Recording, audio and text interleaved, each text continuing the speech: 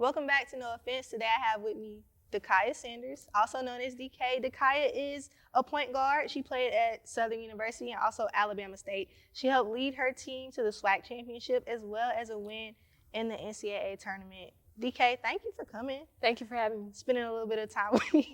I wanted to, just get into it. I want you to tell me, who put the ball in your hands? How'd this start? Okay, so basically I just like to give thanks to my dad. I feel like he really just wanted a boy, and he got me. So from a young age, my dad just got me to play a lot of sports. I kind of just stuck with basketball, and he kind of just lifted me up, and he's been here for the journey ever since. So you're only child? Yeah. Oh, so you're a little spoiled. That's a little bit odd. So you went to Alabama State out of high school. Talk to me about that process and how you ended up there. Okay, so just going through the process of even going to college, playing sports, it was very different for me. I didn't have offers off the bat, so I was a little concerned. Didn't think I was going to be able to go to college for basketball, D1 at that. So it was just a blessing to even get there. I ended up choosing Alabama State because it felt the most like home. I knew a lot of people, a lot of people from Birmingham. A lot of my teammates were already actually on the team at the time. So I felt like Alabama State was a great place for me. So when did that offer come? That offer came at the beginning of my senior year. So why do you think you didn't get those offers out of high school? Because you're a good player. So actually, a lot of the coaches that had interest in me, they told me that they thought I was too small to, be able to be successful at the collegiate level. And what would you say to somebody else who they're telling you're too small? I just feel like if your work ethic and your heart is as big as it wants to be, you can make it anywhere. You spent 4 years at Alabama State. What did you discover about yourself while you were there? I just realized I was so much stronger than I thought I was. Just being able to be on your own and just go through being a young adult without your parents. It was very challenging for me, but I just realized, I can kind of pretty much do anything I put my mind to on the court or in life. I wanted to ask, in your most recent Instagram post, a part of your caption, you said the enemy had attacked your faith. Yeah. What did you mean by that? Talk a little bit about that. So my relationship with God through college has just grown so much.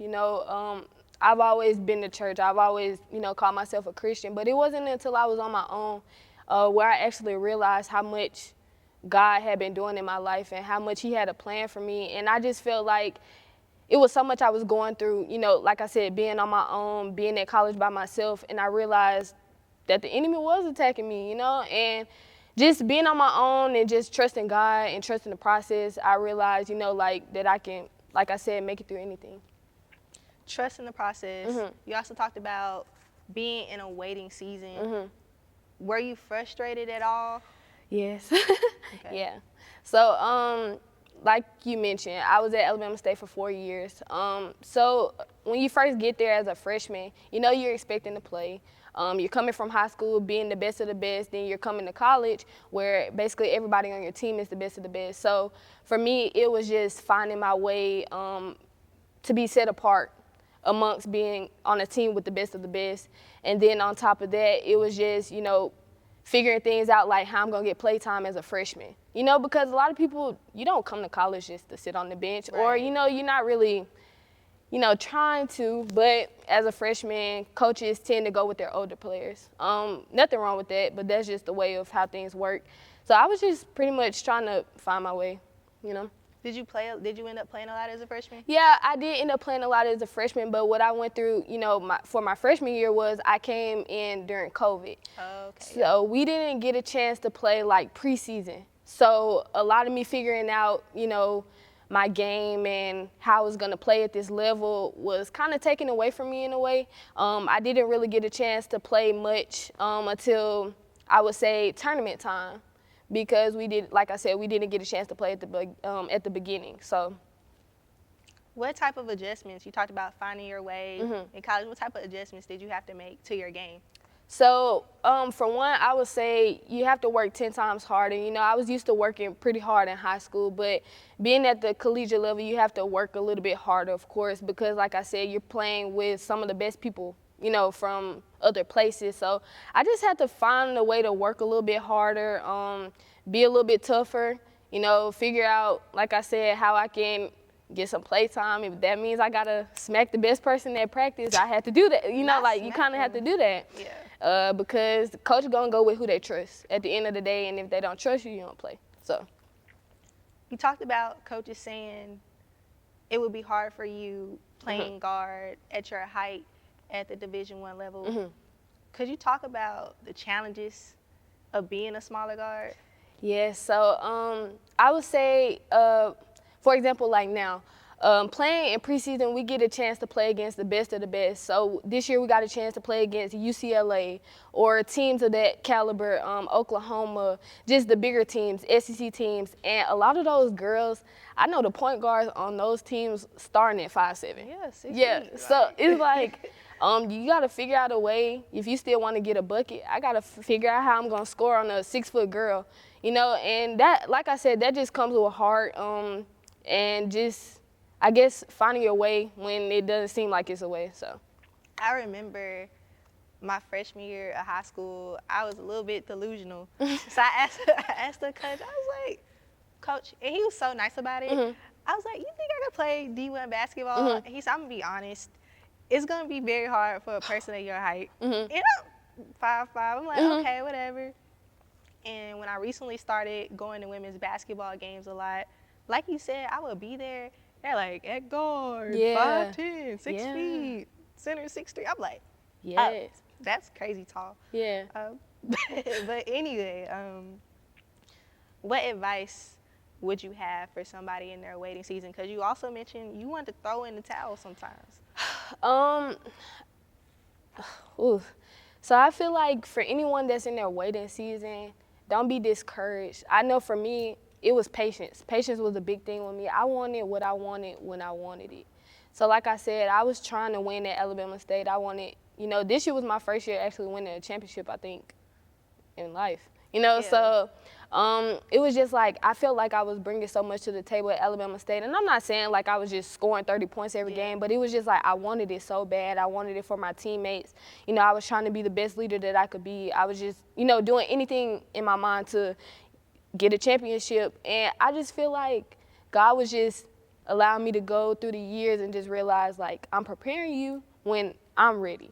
I wanted it when I was ready. So I would just say you kind of just have to go on God's time and not your own timing, because your time may not be the perfect time. So, and as you saw and as we've all seen, you got your championship. What is this, your 5th year of college basketball? So it happened when it was supposed to. You also said you worked hard, but sometimes you didn't have the faith to match. When did your faith finally match for you?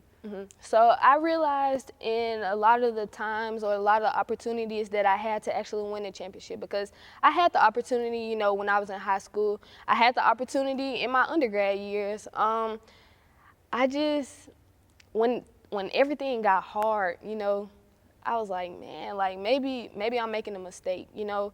Maybe everything that I thought that I wanted for myself, like I said, because I wanted it when I wanted it, I was like, maybe it's just not, you know, it's not going like how I thought it was. This year, I prayed and I was just like, God, you know what?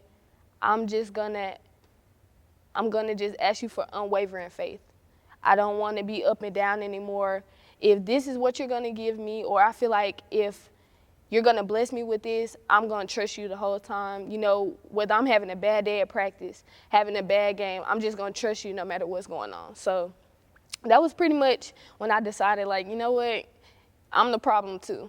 Like, it's not God not giving it to me when I want it or when he wants me to have it. It's because my faith is so up and down through the whole process. I don't even trust him to give me what, you know, he was gonna bless me with. So Just had to be consistent. yeah. In your faith. Right. You've had the opportunity to play for 2 HBCUs. One of the places where I believe you can get the best education, best sports. But what would you say was the best part of your HBCU experience, even outside of just playing basketball? It was just like the family aspect. I feel like everyone at HBCUs are just like family to you. You know, it's like you're home away from home. You're being around people, like-minded people, you know, people chasing their degree, other athletes, people, you know, that you're used to seeing so much on an everyday basis. And I just feel like so many people became my family. So many people that I didn't even know coming into the schools. Hey, you played a great game. Like, hey, what's your name? Hey, I know your parents. And it's just like crazy because even though we're in the public eye so much, I didn't really realize how many people were looking at us, you know, the way that they were, and how many people were looking up to us, how many people supported us. So it was just heartwarming to, you know, have people that really cared about us outside of my, you know, family from home. Definitely. I think that's also why I chose the HBCU, because I knew I was going to get that family experience. Right. People are just friendly, like Yeah. from the people that work the grounds, the cafeteria, everybody cares about you. Like, it's amazing. You played for the best team in the SWAC this year. Right. And the record shows that. So what made this year special? Man, I was playing with some dogs. I can give my team that. I was playing with some dogs from the freshmen to the seniors. Everybody, you know, just was a dog. And what I really mean by that is no matter what, I feel like we all had the aspect of we gonna win. Like no matter who we play, we're gonna win. And one thing that I noticed when we were playing in the preseason and we were playing the top teams and the SEC teams and the teams that everybody, you know, looks at like, wow, you know, my teammates were just like, we're going to go out there and play them like anybody else. You know, they believed that we could beat anybody. And I was like, that's just kind of crazy to me because I come from a team who I love dearly, you know, but we come from 4 years of just like, we just going to go out there and play them. So I come to a team like, we're going to go out there and beat them. And it's just like, dang, you know, like, and it was a shocker to me. It was a wake-up call to me, and it just instilled me with so much more confidence, like, yeah, whoever we play, we're going to go out there and beat them. So we play teams like Illinois and lose by 12. We play teams, you know, the big teams and lose by like 15. And I know to a regular person that's like, okay, well, you're still getting beat, but it's just like, it's supposed to be the top in the country, you know? And we sticking with y'all. And they probably thinking, we about to go in here and just beat them by 30. Exactly. And only down by 12. Exactly. So it was just like, it just instilled so much confidence in me. So many of my players, the seniors, like, they were just, from the moment I came on my visit, you know, they always had it in their mindset, like, we're going to go out there and we're going to win it. And I just really appreciate them for that. You went from Alabama State to Southern. How did you know Southern was going to be the place for you ultimately out of the portal? Dogs. Even just being on the outside looking in, being at another SWAC school, it was always tough playing against Southern. You know, it was always tough with the coaches. My new coach this year, who is the defensive coach, Coach Jay, he don't play, like, at all. When it comes to defense, I feel like if you're not playing defense, you're not playing. Yeah. So it was just like, yeah, looking at them from Alabama State to becoming a part of the program, it was just like, I kind of knew, like, y'all dogs, I'm a dog. I wanna see what, you know, what it feels like to be a winner. Speaking of being a dog, what's your mentality when you step on the court? Now, me personally, offense is cool, but, like, defense. And I feel like all dogs play defense.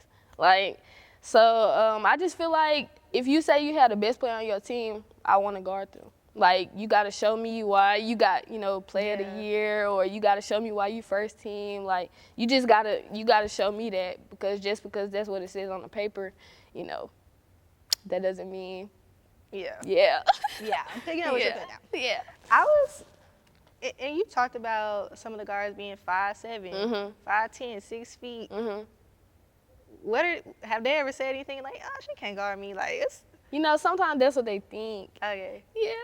I won't get too much into it, but sometimes, you know, I feel like a lot of people do look at smaller guards like me and just like, oh yeah, today gonna be your day. And sometimes you just gotta show them like, nah. I'm about to go get 30. Right. Nah, not today.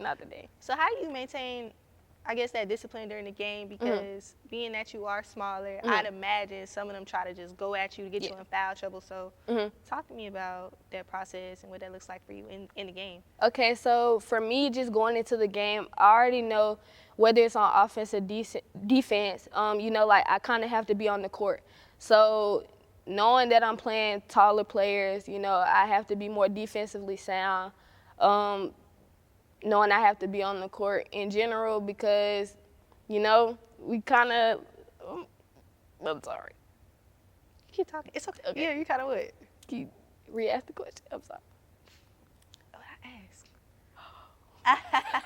I'm sorry. Yeah, I was just saying, like, how did you play, like, taller guards? Just kind of being disciplined.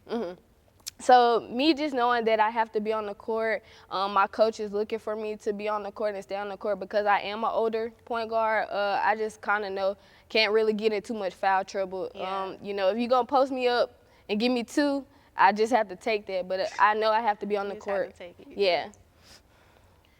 Y'all made it to the big dance. What was that experience like? I know you get all the bells and whistles, the bags. Like, what's that like? It was so crazy. Just like it was a blessing to even make it that far.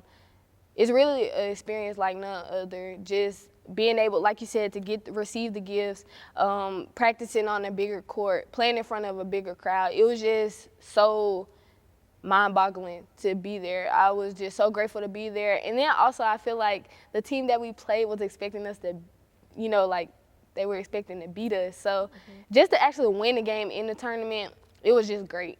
You know, we had so much support, so many people looking for us to win, and we actually were able to make history for our school. So that was a great experience. So was that the first win? Oh, in school history? And SWAC. Wow. Yeah. In SWAC history? The first time? Yeah. Wow, Right. that's amazing. What is one thing that you'll always remember from your last season playing college basketball? I would just say one thing that I will remember, like I said, was faith. Like faith can really take you so far. As far as instilling it in people around you, you know, people who don't feel like they have the faith to continue like I did, you know, my first 4 years at Alabama State. Just having faith and the work ethic to believe that you can make it through was just so big for me this year. I feel like that was my staple this year. So I'll just say, yeah, faith. Faith. I also wanted to ask you, so everybody saw it. You went viral for your engagement, the real life love in basketball. Were you surprised by that? What was your reaction? So I was surprised. The day we actually both won the SWAC championship, my assistant coach, he comes up to me, he was like, bro, this needs to be on ESPN. And I'm like, Coach Jay, like, I don't think that's going to, you know, like, I'm just like, nobody's going to look at it like that. So the first day it actually happened, I was like I said, nobody's going to look at it like that. Literally the next day, I'm not even kidding, he shows me this post on Twitter. And he's like, look, y'all going viral. I was like, no, what are you talking about? Because I didn't see it yet. He shows me, he was like, yeah, y'all going viral. I look at it, I'm like, oh my gosh. So next thing I know, so many people, it's all over Instagram, all over Facebook, all over Twitter. So many people are asking to collab, you know, the stories to my page. And I'm just like, I couldn't believe it. So then we come home, so many people that I don't think I've seen, like, you know, before, were just like, I saw you on ESPN. I saw you like on Instagram, you know, y'all went viral. I'm just like, oh my gosh, like I didn't even look at it, you know, like a lot of people were looking at it. I didn't even realize a lot of people saw it, and it was crazy. Yeah, it had a lot of likes and retweets. I was like, y'all DK. Yeah, like it was crazy. I didn't expect it to, you know, do what it did, but now I'm thinking Coach Jay sent it to all the people. Yeah. Okay, I was like, those reporters, they did their research. Yeah. I wanted to ask, okay, they were saying y'all like the Love and Basketball couple. Do you even like that movie?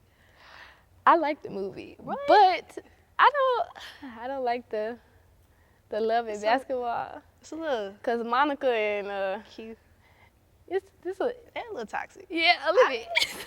I always I go back. I used to love that movie when I was a kid. I'm like, oh, it's so sweet, it's so cute. And I'm like, this ain't cute. Yeah. It's not fun. I got older and I realized, like, she really played him for his heart. And he dunked on her.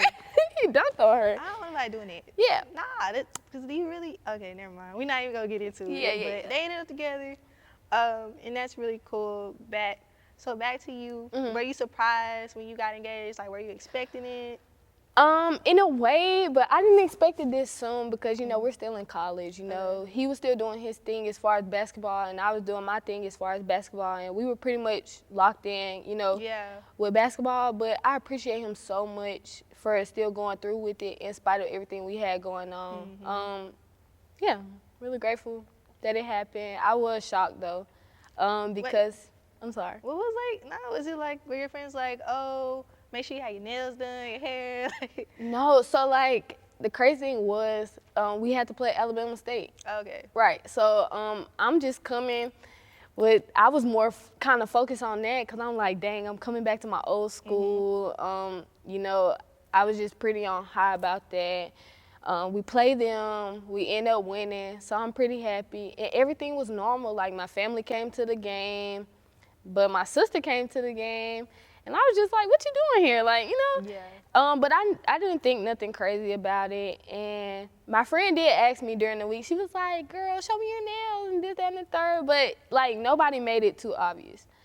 And so we get, I go back to his apartment after the game. And then it happened. And I was just like, oh, my God. Like. Did you cry? No. You didn't cry? My dad was there, and I just felt like I couldn't cry in front of him. Oh, that's so sweet. That's really awesome. Congratulations to y'all. Thank you. And on your engagement. Just thank you. Young, black, and love. HBCU love story. Like, that's so amazing. Thank you. College is wrapped up now. What does DK want to do next? So like I was telling you earlier, like, I still want to be around the game, whether it's coaching, uplifting young athletes, you know, whether it's me possibly continuing my career at a, you know, higher level. Just being around basketball, I feel like even if I don't ever get the chance to play again, I just love it, you know. Even if that means being a woman in sports. So maybe going to commentating or broadcasting, you know, something small. I don't necessarily have a plan right now as far as what I want to do because it's still so fresh to me. You know, I just finished my last year of basketball. But ultimately, I know God is going to keep me around the sport, most definitely. I've been around it so long, you know, so I don't mind helping young athletes that are coming up, even if it's training them. You know, I don't know what the cards hold right now, but I know I'll still be around the game. You think you'll miss waking up for the 5 a.m. workouts? No. But one thing I do say about, you know, college sports or just being able to play, it prepares you for life. So the 5 a.m. workouts might equate to me getting up at 5 o'clock for a job. Right. Right. The discipline it takes to be in the weight room all the time or just, you know, stick to a practice, that's probably the discipline I need at a job. So, you know, I feel like it'll transfer in the real world, but I definitely won't miss getting up. You may not work out at 5. Right. You may work out at 8. Right. You still gonna do it. And I actually work with college students, and I tell them all the time, they're like, why I gotta? I'm like, just go to class at 8 o'clock or 9, because one day you're gonna have a job. Right. And you're gonna have to be there at 8. A little bit before 8, depending on what it is. So, DK, I just want to say thank you for coming. Thank you. Good luck to you. Proud of you. You're from the city. I think it's great what you're doing, and congratulations and much more on the great things to come. Thank you so much. Thank you.